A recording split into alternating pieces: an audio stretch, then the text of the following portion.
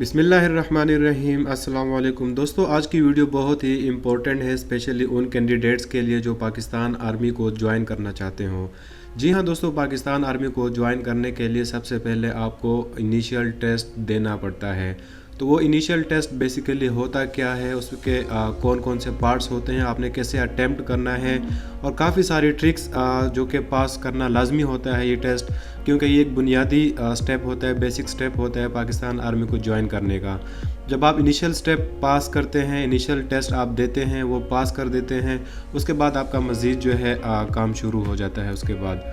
तो दोस्तों आज की वीडियो भी इसी बेस पे है, jobs.pk की जानिब से वो तमाम प्रिपरेशंस और वो सब चीज़ें आपसे शेयर करूँगा।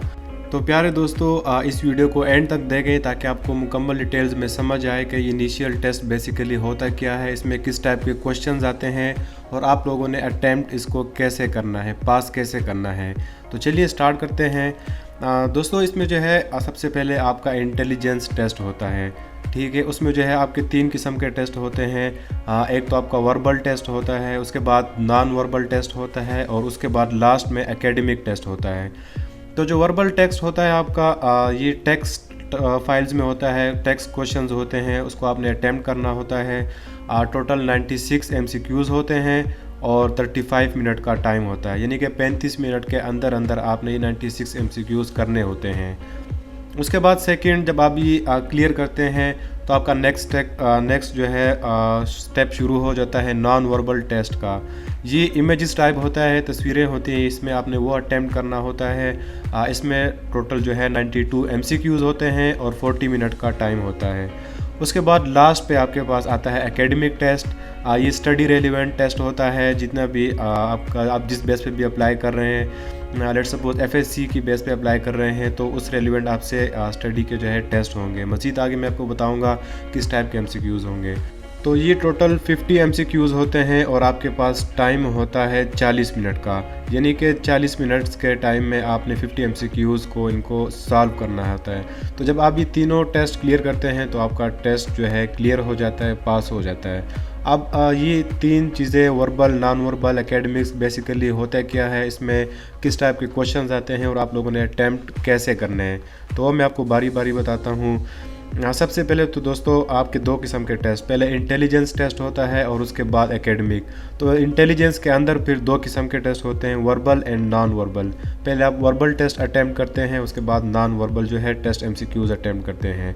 तो चलिए वर्बल टेस्ट क्या होता है वो मैं आपको बताता हूँ। मैं आपको एक ये सैम्पल बता रहा हूँ। वर्बल टेस्ट जो होता है वो इस टाइप का होता है, यानी कि इसमें इमेजेस वगैरह इतने नहीं दिए होते हैं। जिस तरह क्वेश्चन नंबर 1 है, आपको जो है ना सीरीज़ दी हुई है, क्वेश्चन नंबर 2 में आपको जो है यानी कि टेक्स्ट टाइप होता है, आपने वो सॉल्व करना होता है। तो ये किस टाइप के क्वेश्चंस होते हैं ये मैं आपको बताता हूँ। तो ये वर्बल टेस्ट का पहला क्वेश्चन है, पहली एग्जांपल है। ये जो है अभी जिस तरह भी क्वेश्चन है, camera is to photographers as dash is to soldier. तो आपने ये कंपेयर करना होता है, जिस तरह कैमरे का ताल्लुक है फ़ोटोग्राफी से, तो सोल्जर का ताल्लुक किस से होगा। नीचे 4 ऑप्शन दिए हुए हैं, आपने उस टाइम अपनी इंटेलिजेंस यूज़ करनी है। तो अभी सोल्जर का ताल्लुक किस से होगा, लेंस से होगा, फ़ोटो से, गन से या एनिमी से। जिस तरह कैमरे का ताल्लुक फ़ोटोग्राफी से है, कैमरे से तस्वीरें खींची जाती हैं, तो इसी तरह सोल्जर का ताल्लुक फिर यहाँ पे गन से आएगा। तो ये क्वेश्चन का आंसर होगा वहाँ पे। इसी तरह फिर नेक्स्ट क्वेश्चन जो है हमारे पास इस टाइप के क्वेश्चंस होंगे। फाइंड द मिसिंग लेटर, आपको इस तरह एक वर्ड दिया होगा, बीच में जो है कुछ लेटर्स मिसिंग होंगे, आपने वो बताने होंगे। जिस तरह यहाँ पे P के बाद डैश करके फिर आगे नेक्स्ट वर्ड लिखा हुआ है, तो आपने उस टाइम, आपके पास नीचे ऑप्शंस भी होंगे, आपने उस टाइम सोचना होगा और वर्ड सेलेक्ट करना होगा। तब ये करेक्ट आंसर इसका प्लाजा है, इन्होंने L एंड Z बीच में जो है वो हाइड किया हुआ है। इसी तरह सेकंड में जो है येलो है, तो इसमें जो एक L और W को हाइड किया हुआ है, तो उस टाइम आपने अपनी इंटेलिजेंस से, अपनी सोच से इसको सॉल्व करना होता है। तो यहाँ पे जो है इसका वर्ड जो कंप्लीट है वो फाइंड करना होता है। तो उसी तरह फिर जो है नेक्स्ट आपको मिलते हैं ये सीरीज़ टाइप के क्वेश्चंस आएंगे वर्बल में। एक सीरीज़ दी होगी नंबरिंग की, तो आपने फ़ौरन से उसको, आपके पास टाइम शॉर्ट होता है तो फ़ौरन से आपने पहला काम करना ये है कि आपने डिफरेंस इनको मेजर करना है। इस तरह की सीरीज़ दी होगी, नीचे 3-4 ऑप्शंस होंगे और आपसे कहा जाएगा नेक्स्ट नंबर यहाँ पे क्या आएगा। तो आप यहाँ पे ख़ुद सोचेंगे कि 3 है, फिर 6 है, फिर 9 है, तो 3 और 6 में जो है 3 का डिफरेंस है, फिर 6 और 9 के बीच में 3 का डिफरेंस है, फिर 9 to 12। तो इस तरह यानी कि 3 के डिफरेंस सारे नंबर्स हैं। तो आपने फ़ौरन से ये काम करना होगा कि डिफरेंस देखना है। तो ये 3, 6, 9, तो 21 के बाद आएगा 24। आपने मज़ीद उसमें 3 ऐड अप करना है, क्योंकि तमाम सीरीज़ में 3 ऐड होता आ रहा है। इस तरह फिर इस टाइप की सीरीज़ आ सकते हैं। सेकंड में 0, 3, 7, 12, 18। तो आपने फिर फ़ौरन से जो है पहले 3 जो नंबर है उनके आपने डिफरेंस है वो जो मेजर करने हैं, यानी कि पहले 2 जो वर्ड हैं उसके बीच में डिफरेंस है 3 का, उसके बाद 3 से 7 के बीच में कितना डिफरेंस है वो 4 नंबर्स का है, फिर 7 से 12 के बीच कितना डिफरेंस है वो 5 नंबर्स का है, फिर 12 से 18 के बीच कितना डिफरेंस है तो वो 6 नंबर का है। तो यानी कि यहाँ पे 3 का, फिर 4 का डिफरेंस है, फिर 5 का, 6 का, 7 का, तो अगला कितना आएगा, अगला 8 का डिफरेंस आएगा। तो आपसे जो भी क्वेश्चन आएगा 25 में आप जो है 8 नंबर्स ऐड करेंगे तो आपका 33 आंसर आएगा। आप यहाँ पे 4 एंटर करेंगे और वो सिलेक्ट हो जाएगा, तो ये आपका करेक्ट आंसर होगा। उसके बाद आपको इस टाइप के क्वेश्चंस आएंगे वर्बल में कि 3 = 18, 4 = 32, 5 = 50, 6 = 72, then 10 = what, then next 10 = what। तो आप लोगों ने फ़ौरन उसी टाइम पे आपके पास जो कि टाइम शॉर्ट होता है तो फ़ौरन से आपने शॉर्टेस्ट वे निकालना है। अब 3 है तो फ़ौरन 3 को 3 से मल्टीप्लाई करें तो 9 आता है, फिर 9 और 18 के बीच में गैप कितना है वो भी 9 का है। इसी तरह 4 को 4 से मल्टीप्लाई करें 16, और फिर 16 और 32 के बीच में क्या गैप आता है 16 का। जो यानी कि इन शॉर्ट उन्होंने यहाँ पे ये किया हुआ है कि 3 को 3 से मल्टीप्लाई किया है, जो आंसर आया है उसी आंसर को उसमें ऐड अप किया हुआ है, तो 9 + 9 = 18। इसी तरह 4 है तो 4 × 4 = 16, और फिर 16 में दोबारा से 16 को ही ऐड अप किया, जो आंसर हमारा आया तो 32 आंसर आ गया। इसी तरह फिर 5 × 5 आता है 25, तो 25 में मज़ीद दोबारा 25 ऐड करो तो आपका आंसर 50 आता है। इसी तरह फिर 6 × 6 = 36, और 36 को हम जब 2 दफ़ा ऐड अप करते हैं तो 72 आंसर आता है। इसी तरह फिर ये पूछ रहे हैं कि 10 का आंसर क्या होगा, तो हम सेम वही करेंगे, 10 × 10 = 100, और जो हमारा आंसर आया 100 में एक 100 और ऐड अप करेंगे तो यहाँ पे हमारा आंसर आ जाएगा 200। तो यहाँ पे ये हमारा करेक्ट आंसर होगा। इसी तरह नेक्स्ट स्लाइड पे चलते हैं। नेक्स्ट हमारे पास नॉन वर्बल MCQs होते हैं। तो ये तो है वर्बल MCQs। यहाँ पे हमारे पास जो MCQs वो होते हैं टेक्स्ट टाइप के, यानी कि वो करैक्टर टाइप्स के होते हैं। उस पर जो है आपसे क्वेश्चनिंग की जाती है, जिस तरह हमने ये सीरीज़ सॉल्व की है। तो नॉन वर्बल में हमारे पास इमेजेस होते हैं, हमारे पास तस्वीरें होती हैं, हमने उनको अपनी इंटेलिजेंस से सॉल्व करने होते हैं। ये टोटल 92 MCQs होते हैं और हमारे पास टाइम होता है 40 मिनट्स का। तो 40 मिनट के अंदर अंदर हमने इन सब MCQs को सॉल्व करना होता है। तो चलिए चलते हैं पहली स्लाइड की तरफ। अब देखें फॉर एग्जांपल ये हमारे पास इमेज है, वहाँ पे क्वेश्चन पेपर में ये इमेज आया हुआ है।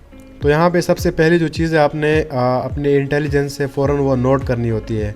वो चीज़ आपने ये नोट करनी है कि यहाँ पे इन्होंने सीक्वेंस में तस्वीरें दी हुई हैं, तो पहले से जो है सेकंड तस्वीर में क्या डिफरेंस आया है, फिर सेकंड से थर्ड में क्या डिफरेंस आया है, कितने का डिफरेंस आया है। उसी तरह वही डिफरेंस आपने फिर फोर्थ इमेज पे अप्लाई करना होता है। अब यहाँ पे देखें पहली इमेज में एक डॉट है, 3 लाइन्स ऊपर हैं और 3 लाइन्स नीचे हैं। इसी तरह फिर नेक्स्ट इमेज में देखें तो हमारे पास जो है एक लाइन इन्होंने कम कर दी है, तो ये देखें एक का डिफरेंस आ गया। फिर उससे नेक्स्ट इमेज में इन्होंने मज़ीद एक लाइन कम करके एक लाइन रख दी है। तो हमारे पास जो नेक्स्ट इमेज होगा वो क्या होगा, उसमें मज़ीद हम जो एक लाइन है उसको भी कम करेंगे, यानी कि एक सीक्वेंस से एक एक लाइन इसमें कम हो रही है।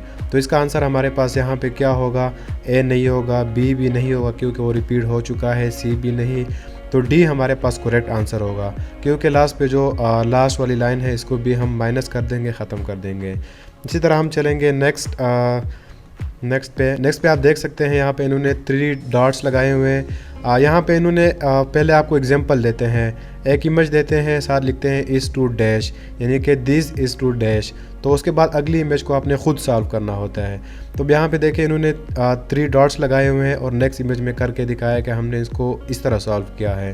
तो यहाँ पे देखिए इन्होंने अपने डॉट्स को जो है लाइन से जोड़ दिया है, एक ट्राइंगल बना दिया जिसकी डायरेक्शन नीचे की तरफ है। उसी तरह फिर उन्होंने हमें नेक्स्ट 3 डॉट्स दे दिए कि अब हम इसको सॉल्व करें। तो हमने करना क्या है, सिंपल उसी तरह सॉल्व करना है, तीनों को हमने लाइंस को जोड़ लेना है और इसकी डायरेक्शन ऊपर की तरफ होगी। तो यहाँ पे हम वो सर्च करेंगे तो यहाँ पे बी हमारे पास करेक्ट आंसर होगा, क्योंकि इसकी डायरेक्शन ऊपर की तरफ है और लाइंस हमने आपस में जोड़ दी है। तो चलिए अब नेक्स्ट क्वेश्चन को सॉल्व करते हैं। अब यहाँ पे नेक्स्ट क्वेश्चन पे वही सेम बात के पहले आपको एक इमेज देते हैं और उसको फिर सॉल्व करके बताते हैं कि आपने इस तरीके से सॉल्व करना है। फिर हम एक इमेज देते हैं कि अब आप इसको सॉल्व करें। तो इसमें आपने फ़ौरन देखना है कि अब इसमें इन्होंने क्या किया हुआ है कि क्रॉस मल्टीप्लिकेशन की हुई, यानी कि ये प्लस सिंबल है तो इन्होंने जो है रेक्टेंगल में इसको बंद कर दिया है यहाँ पे, और फिर यहाँ पे जो है ये ट्राइंगल है, इन्होंने जो है इसको सर्कल में रख दिया है, यानी कि क्रॉस मल्टीप्लिकेशन टाइप इन्होंने की हुई है। तो अभी हमें नेक्स्ट इमेज दी है कि आप भी इसको सॉल्व करें। तो हमने मेन चीज़ इस तस्वीर से क्या लिया, हमने फार्मूला लिया कि इन्होंने क्रॉस जो है इनको मल्टीप्लाई मतलब एडअप किया हुआ है, प्लस को जो है रेक्टेंगल में रखा है और ट्राइंगल को सर्कल में। तो इसी तरह हमने फिर इस इमेज के साथ भी वही करना है जो इन्होंने करके दिखाया यहाँ पे। तो हमने ये प्लस को उठा के रेक्टेंगल में रखना है और इस सर्कल को उठा के हमने इस रेक्टेंगल में रखना है और प्लस को उठा के ट्राइंगल में रखना है। तो अब हमने यहाँ पे इन 4 ऑप्शंस में उसको ढूंढना है कि कौन सा वाला करेक्ट है। तो पहला वाला ऑप्शन अगर हम देखें तो ये हमारे पास करेक्ट नहीं है, क्योंकि इन्होंने किया तो ठीक है, प्लस को भी इसमें ऐड किया हुआ है, सर्कल को भी इसमें ऐड किया है, लेकिन सर्कल को इन्होंने डार्क किया हुआ है। सर्कल को इन्होंने डार्क जो है फिलअप किया हुआ है, उसके अंदर रंग ज़्यादा भरा हुआ है, ज़्यादा डार्क किया हुआ है, तो ये गलत होगा। उसके बाद अगर बी ऑप्शन पे हम चलें तो इन्होंने प्लस उठा के यहाँ पे रखा है, सर्कल को भी अंदर रखा है, लेकिन इन्होंने प्लस को यहाँ पे डार्क किया हुआ है। यहाँ पे हमारे पास जो प्लस का निशान है ये डार्क नहीं है, ये लाइंस हैं, सेपरेट लाइंस, तो ये भी गलत है। उसके बाद जो सी ऑप्शन है हमारे पास, इन्होंने जो है क्रॉस मल्टीप्लिकेशन की ही नहीं है, सर्कल को उठा के रेक्टेंगल में रखा है, तो ये भी गलत है। इसी तरह डी ऑप्शंस हैं, तो डी ऑप्शन में इन्होंने जो प्लस को उठा के बिल्कुल एक्यूरेटली अंदर रखा हुआ है इसमें ट्राइंगल में, और सर्कल को उठा के इन्होंने रेक्टेंगल में रखा हुआ है उसी फॉर्म में। तो हमारे पास यहाँ पे करेक्ट आंसर जो है वो डी होगा। इसी तरह नेक्स्ट क्वेश्चन पे चलते हैं। नेक्स्ट में इन्होंने जो है उसी तरह वही इस टू एस टू करके दिखाया है। पहले तस्वीर में इन्होंने जो है एक सिंपल रेक्टेंगल ड्रा किया हुआ है और लास्ट पोर्शन में एक सर्कल रखा हुआ है। तो इसी तरह फिर उन्होंने जिस पोर्शन में सर्कल रखा है उसको अलग करके दिखाया है और बाकी सारा फिलअप किया हुआ है सर्कल को छोड़ के। तो अब हमें आगे जो मेन सर्कल दिया हुआ है कि इसको हम सॉल्व करें, तो हमने सेम उन्हीं के फार्मूले को यहाँ से फॉलो करना है। जो ये वाला पोर्शन है, जो ये स्लाइस है, हमने इसको अलग कर देना है पहले, और ये रेक्टेंगल को छोड़ के बाकी हमने ब्लैक कलर में फिलअप कर देना है। तो यहाँ पे आप देखेंगे जो ए ऑप्शन है, इन्होंने बाकी एरिया को फिलअप किया हुआ है डार्क कलर में और जो रेक्टेंगल इसको खाली छोड़ा हुआ है। तो ये बिल्कुल हमारे पास सही आंसर है। बाकियों की तरफ जो है वो हम जाएंगे नहीं, क्योंकि एक दफ़ा हम देख लेंगे वैसे कि हो सकता है कोई चेंजेस हो, लेकिन हमारा जो करेक्ट आंसर है यहाँ पे वो ए है। इसी तरह फिर हम चलते हैं नेक्स्ट। तो इस टाइप के क्वेश्चंस भी हमारे पास होंगे इसमें। ये जो डबल डॉट लगा हुआ है यहाँ पे, इसका मतलब है इस टू एस टू, वही वाला हिसाब है लेकिन ये डॉट्स के फॉर्म में है। तो यहाँ पे देखिए इन्होंने एक वी लिखा हुआ है, लाइंस लगाई हुई है। अगली तस्वीर में इन्होंने इनको डबल कर दिया है, मतलब उसके साथ एक और एडअप कर दिया तो डब्ल्यू बन गया। तो अभी हमें फिर नेक्स्ट क्वेश्चन में इन्होंने यही 2 लाइंस लगा के दी हैं, लेकिन इनकी डायरेक्शन ऊपर की तरफ है। साथ में पूछा गया कि नेक्स्ट इमेज में क्या आएगा, तो हमने सिंपल इसी में एक और एडअप कर देना है, हमारे पास एम बन जाएगा। तो जो ए है हमारे पास ये बिल्कुल करेक्ट आंसर होगा। इसी तरह नेक्स्ट चलते हैं। Unit Tesla is the measurement of dash. Unit Tesla जो है वो किस चीज़ की मेजरमेंट है, वो है मैग्नेटिक फ्लक्स डेंसिटी की। इसी तरह हम नेक्स्ट क्वेश्चन पे चलेंगे। Unit decibel is the measurement of dash. Unit decimal किस चीज़ की मेजरमेंट है, वो है intensity of sound. Intensity of sound को मेजर करने के लिए हम यूनिट डेसिमल यूज़ करते हैं। तो ये 4 ऑप्शन दिए होंगे, लेकिन आपने करेक्ट वाला चूज़ करना है। इसी तरह फिर नेक्स्ट चलेंगे। Albert Einstein was a dash. Albert Einstein जो था वो किस फील्ड में साइंसदान था, किस चीज़ का वो एक्सपर्ट था। 4 ऑप्शन है, biologist, physician, physicist and chemist.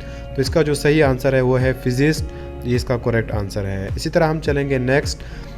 In law of gravitation F is equal to dash. जो ग्रेविटेशन के हमारे पास 3 से 4 लॉ हैं, तो उसमें जो लॉ ऑफ ग्रेविटेशन है उसमें हमारे पास फोर्स जो है एफ किस चीज़ के इक्वल होता है। यहाँ पे 4 ऑप्शन है, इसमें हमारा जो करेक्ट आंसर है वो है जी एम, यानी कि जो r/2 है ये हमने को चूज़ करना है। तो आपने जो छोटे बेसिक फार्मूलाज़ हैं F=ma हो गया, इसी तरह बाकी ग्रेविटेशन के फार्मूलाज़ जो बेसिक हैं उनको भी आपने याद करना है, जहन में रखना है।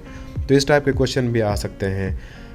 इसी तरह नेक्स्ट है फोर्स ऑफ अट्रैक्शन और repulsion between the charge bodies is directly proportional to their dash of the charge. तो यहाँ पे आपने इस जो सिनेरियो को है इसको आपने पढ़ना है, दो बॉडीज़ को बताया हुआ है, रिपल्जन को बताया हुआ है, तो यहाँ पे आपने इन ऑप्शन में करेक्ट आंसर को चूज़ करना है। इसी तरह फिर हम चलेंगे नेक्स्ट क्वेश्चन पे, नेक्स्ट स्लाइड पे। यहाँ पे फिर हम शुरू करेंगे पाकिस्तान स्टडीज़ को, कि पाकिस्तान स्टडीज़ में किस टाइप के क्वेश्चंस आ सकते हैं, किस टाइप के क्वेश्चंस होते हैं, आपने सॉल्व कैसे करना है। तो इसमें पहला हमारे पास MCQ है, वो है who named the newly created Islamic state of Pakistan. Pakistan का नाम किसने मुतारिफ़ करवाया था। 4 ऑप्शंस हैं, नॉन ऑफ दिस चौधरी रहमत अली, शिबली नोमानी, मौलाना ज़फ़र अली ख़ान। तो इसका जो सही आंसर है वो है चौधरी रहमत अली, उन्होंने पाकिस्तान का नाम वो जो है रखा था। इसी तरह नेक्स्ट चलेंगे, विच Urdu newspaper Maulana Mohammad Ali Johar publish from Delhi. Delhi में जो मौलाना मोहम्मद अली जौहर ने न्यूज़पेपर शाया किया था वो कौन सा था। 4 नाम है इसके, हमदर्द, सदाए मुस्लिम, आज़ादी हिंद, ऑल ऑफ दीज। तो इसका जो करेक्ट आंसर है वो है हमदर्द। हमदर्द न्यूज़पेपर इन्होंने शाया किया था दिल्ली में। इसी तरह नेक्स्ट है teaching in Aligarh college, inspector general education journalism, which personality comes in mind. तो मौलाना अली जौहर जिसका करेक्ट आंसर है। इसी तरह Allama Iqbal made efforts forward. 4 option है, अल्लामा इकबाल ने किस फील्ड में ज़्यादा जो है एफर्ट किए थे। पहला ऑप्शन है ऑल ऑफ दिस, सेकंड है rights of farmer, ban on wine, establishment of Pakistan. तो इन तीनों पे जो है अल्लामा मोहम्मद इकबाल ने एफर्ट्स की थी, तो ऑल ऑफ दिस इसका आंसर होगा। इसी तरह विच movement Maulana Mohammad Ali Johar forward in England, कौन सी मूवमेंट चलाई थी उन्होंने इंग्लैंड में। इसको उसका जो करेक्ट आंसर है वो है खिलाफत मूवमेंट। खिलाफत मूवमेंट उन्होंने चलाई थी इंग्लैंड में। तो ये थे पाकिस्तान स्टडीज़ के MCQs। इसी तरह फिर हम नेक्स्ट चलेंगे मैथमेटिक्स पे, कि वो किस टाइप के MCQs आ सकते हैं, किस टाइप के MCQs होंगे, आपने सॉल्व कैसे करना है। तो चलिए अब स्टार्ट करते हैं मैथमेटिक्स को। दोस्तों मैथमेटिक्स में आपके पास 2 किस्म के क्वेश्चंस आएंगे। एक आपके पास सिनेरियो टाइप होंगे, दूसरे आपके पास शॉर्ट फॉर्म में होंगे। कोई एक इक्वेशन दी होगी तो आपने शॉर्ट फार्मूला लगा के उसको सॉल्व करना होगा। तो जो MCQs जो सिनेरियो टाइप होंगे वो 1 लाइन या 1.5 लाइन या 2 लाइन, इससे ज़्यादा नहीं होंगे। जिस तरह ये क्वेश्चन है, if A gets 20% more than B and B gets 20% more than C, the share of C out of sum of RS 740 is dash. तो यहाँ पे करेक्ट आंसर 30 आएगा। यहाँ पे आपने फ़ौरन इसको जो है जो फार्मूला है, जो परसेंटेज का फार्मूला है वो आपने लगाना है और ये आंसर निकालना है। तो ये 300 इसका जो है आंसर आएगा करेक्ट। इसी तरह नेक्स्ट क्वेश्चन अगेन वही सिनेरियो है, if 100 man can do 100 jobs in 100 days then 1 man can do 1 job in dash. अगर 100 आदमी 100 दिन में 100 काम करते हैं तो एक आदमी कितने काम करेगा। एक आदमी कितने काम करेगा, एक आदमी एक काम कितने अरसे में करेगा। तो यहाँ पे इन्होंने ऑप्शन दिए हुए 1 day, 50 days, 10 days and 100 days. तो इसका करेक्ट आंसर होगा 100 डेज़। इसी तरह फिर नेक्स्ट चलते हैं, ये तो था सिनेरियो टाइप। अभी आगे हैं इक्वेशन टाइप। तो यहाँ पे एक शॉर्ट सा इक्वेशन इन्होंने ऊपर दी हुई है, x² = 8x + 17। तो आपने फ़ौरन इसको सॉल्व करना होता है जो शॉर्ट फार्मूलाज लगा के। 4 ऑप्शंस होंगे, जो आपका आंसर होगा फ़ौरन आपने वो सेलेक्ट करना है ताकि आपका टाइम सेव रहे। तो यहाँ पे मैंने इस पे नीचे सोल्यूशन भी दिया हुआ है, आप साथ में सोल्यूशन भी देख सकते हैं कि इस पर कौन सा फार्मूला लगेगा, आपने इसको सॉल्व कैसे करना है। तो इसका करेक्ट आंसर 1 होगा। इसी तरह नेक्स्ट क्वेश्चन भी मैंने इसी तरह आपको सॉल्व करके दिया हुआ है। इन्होंने एक इक्वेशन दी हुई है और साथ में 4-5 ऑप्शंस हैं, तो आपने इसका जवाब निकालना है। तो 16 ऑप्शन है, एक दूसरा है the equation has no solution. तो इसका आंसर है the equation has no solution. यहाँ पे नीचे फिर मैंने सोल्यूशन में उसकी वजह भी आपको बताई हुई है, आप यहाँ से देख सकते हैं। इसी तरह चलते हैं नेक्स्ट क्वेश्चन पे। तो यहाँ पे है how many occasions during a day the 2 hands of a clock from a 60 degree angle. तो इसका करेक्ट आंसर है 44। इसका जो शॉर्ट फॉर्म है जो डिग्री एंगल के लिए हम लगाते हैं थीटा वाला, वो आपने फ़ौरन से लगाना है और फ़ौरन जो आपका आंसर इसमें आएगा 60 में आपका 44 आंसर आएगा। तो यहाँ पे इसका करेक्ट आंसर 44 होगा। इसी तरह फिर हम नेक्स्ट चलते हैं।